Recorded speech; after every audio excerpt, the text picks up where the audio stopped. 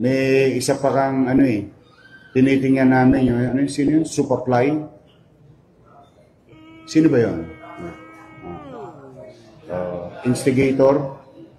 Uh, hindi na pagkikita ngayon eh. Pero maraming mga insidente na hinikayat niya yung mga bata. Kawawa naman yung mga bata. Kita niyo yung mga magulang. Eto sino po ba talaga yung naghikayat sa bata? Number 1 na naghikayat. Diba si Chavit Singson po? Diba? Tama, diba? May video yan. Huwag sumama daw po. Huwag, kumbaga, kulang na lang sabihin na guluhin natin yung gobyerno. Diba? Oo. Kawawa po, no? Kawawa yung mga nauto ni Chavit kasi pinalaki po ng magulang para maging maayos and then si Chavit lang pala yung magdidikta.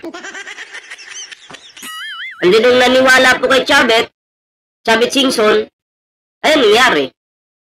Nakulong. Yung kawawa po mga magulang, nag-iiyak. Nagmamakaawa kay Isko Moreno na ilabas yung kanilang mga anak. Si Chavit, hayakay pa rin. Nakaupo pa rin sa kanyang malamig na opisina. Diba? Nauto kayo, diba? Nag-iiyakan. Yan yung mga magulang ngayon. Ang hapdi ng puso. Napuyat. Nag-aalala. Dahil lang dito sa mga... Alam mo, okay naman akong geng-geng. Gusto nyo, 2 joints tayo. Okay naman daw yung geng-geng. Gusto mo 2 joints pa daw. Pero, sino ba yung geng-geng kasi? Sino ba yung sinasabihang geng-geng? Nako. Oo. Pero, alam ko may number 1 na geng-geng dyan. Si Boss Toyo, di ba? Alam nyo naman, nag-attend siya sa rally. Nag-pack pa nga siya dun eh. Nag-dirty finger pa nga, di ba? Anong ibig sabihin nun? Tapos, meron pang post si Boss Toyo na naka-jacket, naka-mask. Di yun po yung ginaya ng mga kabataang geng-geng. Di ba? Ayan ako'y naniniwala dito nang pinaparinggan po ni Isko Moreno, si Chavit Singson, pwede. Pero pag sinabing geng-geng, sino ba yung number 1 na geng-geng? Di ba si Boss Toyo? Bukod kay Boss Toyo, meron pa. Kaya nga lang talaga, may malaking pangalan po, si Boss Toyo. Di ba? Walang problema. Chill ka lang. Okay lang. Self-expression. Showing your talent. I don't mind. Pero to agitate and create chaos as an influencer, that guy Supaply can be held liable also. And I told sa Monte, sabi, paimbestigahan nyo nga yan. Kasi may mga video yan na parang nag-agitate siya ng mga bata. Como siya sikat na influencer, nagamit niya in a bad way. Ito, kita niyo mga nahuli namin, di ba? Tagig. Ano yun naman? Ayan Alam niyo kung si Boss Toyo hindi lang po pinromote yung naka-mask, naka-jacket. Okay lang mag-jacket or kung anong kasuotan mo, walang problema. Pero bakit magmamask? Ano po ang purpose? Di ba para hindi ka makilala? So, ibig sabihin, may gagawin kang hindi ka nais-nais. Kasi, pinoprotektahan mo yung mukha mo na hindi ka makilala. And then, yun yung pinopromote ni Boss Toyo kasi pinost niya po yun sa kanyang social media accounts. Doon siya pumalpak. Diba? Naging tuloy.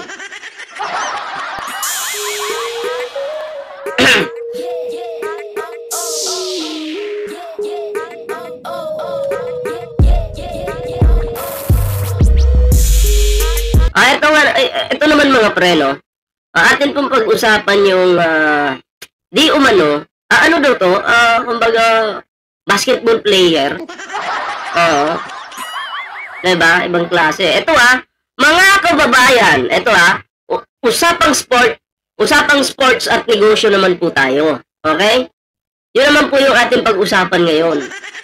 Sports, negosyo. Wow, sana all. Ganda no? Ang ganda, ang tanong, Positive kaya ito?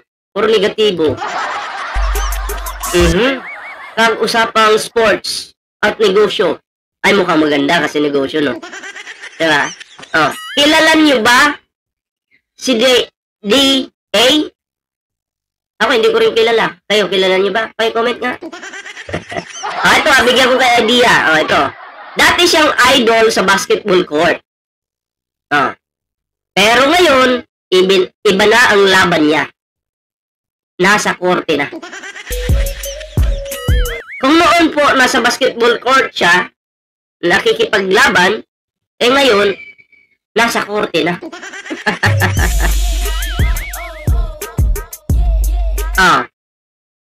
Nakakuha daw siya ng kontrata para sa mga gusali at dormitoryo. Oy, kontrata? So, kontraktor ito? Basketball player na naging kontraktor. Nabayaran siya ng malaki. Pagkalaki-laki. Pero ang problema, hindi ko pa sasabihin, baka alam nyo na. Walang natapos. So, ghost ito, ghost projects ito. Kaya nagreklamo ang developer at dinala sa arbitration. Noong 2024, mismong Construction Industry Arbitration Commission ang nagsabi lumalabag si DA sa kontrata. Hindi niya nagampanan ang obligasyon kaya inutusan siyang ibalik ang milyon-milyong piso. Hindi ko libo-libo milyon-milyong piso. Laking pera nito, grabe. At hindi lang yun, umabot pa siya hanggang Korte Suprema para iapila. Pero tuluyan din siyang natalo. Kung sasabihin niyang may aberya, pandemya o permit issue, kasi karamihan yun yung mga dahilan nila Ginagamit yung pandemya, yung permit issue, diba? O kung ano-ano pang mga aberya, yan yung mga yun yung mga dahilan ng mga taong kurap. Diba? Pero kung talagang valid ang dahilan niya, bakit lahat ng antas ng korte, mula arbitration hanggang Supreme Court, pare-pareho ang desisyon? So, ibig sabihin, walang aberya, diba? Malinaw na siya kumbaga, may pagkukulang. Diba? Dahil siguro malikot yung kamay at utak. Hindi ko ito tatapusin, nakawin ko na lang. Malikot siguro yung utak nito. Diba? Hindi siguro kasi wala nga project Ghost. Diba? Ghost, diba? Hindi ito chismis lang. Kasi may court ruling na. Black and white. Naka-record sa legal documents. Ang dating hardcore idol, kung ito ay talagang iniidolo noon, diba? Kasi idol diba? Ang dating hardcore idol, ngayon ay natalo sa korte.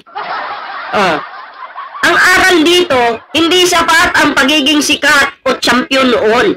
Kapag negosyo na ang usapan, dapat seryosohin ang obligasyon. Dahil sa huli, hindi court ng basketball ang kalaban mo, kundi court of law. Yan po, magsilbing aral sa mga taong magnanakaw. Diba? Kasi nasilaw po sa salapi. Diba? Imbes para sa gusali na yon, naging ghost tuloy. Kaya, deserve mo kung ano man yung narating mo ngayon. Bakit po sinabing deserve mo? Kung ano man yung narating mo ngayon. Kung ikaw ay successful sa buhay, di-deserve mo yan. Kasi pinaghirapan mo. Kung ikaw ay magnanakaw naman at nakulong, natalo sa korte o natalo sa kaso, ay di-deserve mo rin kasi ginawa mo rin yun. Kaya, ganun lang po ka-basic mga pre. Ngayon naman mga pre, pag-usapan naman natin kaunti itong si Chavit Singson. Okay lang ba sa inyo? Ito yung masingit natin si Chavit kasi talagang bida-bida din ito diba? Ito yung masama po yung loob. Ito si Chavit Singson ngayon ay talagang galit sa kanya yung mga, lalo-lalo mga magulang, di ba? Galit na galit po kay Chubby Chingson. Alam niyo kung bakit? Dahil yung mga anak ng mga magulang na yon na uto or nagamit ni Chavit. Bakit po? Eh, may sinabi naman talaga si Chavit patungkol sa kabataan. Di ba? Pero anyway, ibang usapin po ito. Ibang usapin. Sabi ni Chubby Chingson, ang STL daw ay makakapigil sa weteng. Pero ang tanong, talagang mawawala ba ang weteng o napalitan lang ng ibang anyo? Oo nga naman, di ba? Halimbawa, bigyan ko kay Gia, Ballpoint Man store. Tapos, dahil may problema sa Ballpoint Man store, masyadong, kumbaga, hindi nagiging maganda yung takbo, papalitan ng, ng BPM store. Pero ganun pa rin yung produkto. Nagigets niyo po ako. Palitan man po ang isang sugal ng isang pangalan, still, sugal pa rin po yan. Marami pa rin pong naapektuhang mga Pilipino dahil sa sugal na yan.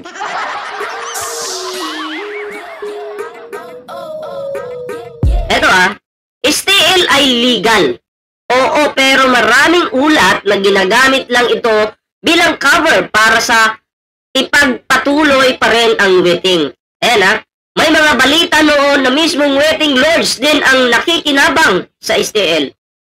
So ayan sabi niya, makakatulong sa taong bayan. Pero tanungin mo, paano makakatulong ang sugal kung marami itong pamilya na nalululong sa utang dahil dito? Dahil sa sugal. Paano nakatulong? Baka kayo lang yung natutulungan kasi sa inyo yan eh.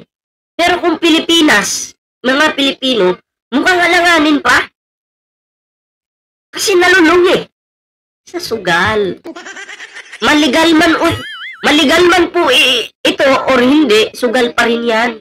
Walang kakaiba. Walang pagbabago. Nagsusugal ka pa rin. Sugal pa rin yan. Kung masama ang pagsusugal, gaya ng sabi niya, bakit kailangan palitan ng STL? Diba? Kung masama pala yung wetting, kasi sugal yun, masama. Bakit papalitan ng another sugal? Parang pinapaikot po kayo ni Chavit. Ako, hindi man ako nagsusugal eh. Kahit pa taya-taya piso, hindi ako nagsusugal. Kaya, ang mga Pilipino, pinapaikot talaga nitong Chavit na to. Hindi ba pare-pareho lang din itong sugal? Legal nga lang, di ba? Sabi pa niya, ayaw na raw niyang makialam dahil dati siyang wetting operator. Pero kung siya mismo umamin na naghatid siya ng wetting payoff kay dating Pangulong Estrada, hindi ba't ibig sabihin may alam siya kung paano ito umiikot? Siyempre. Hindi ba't mas malaki ang responsibilidad niya na linisin ang sistema kaysa sabihing ayaw na niyang makialam? Kung talagang seryoso ang gobyerno na sugpuin ang sugal, hindi na dapat palitan lang ng STL ang wetting.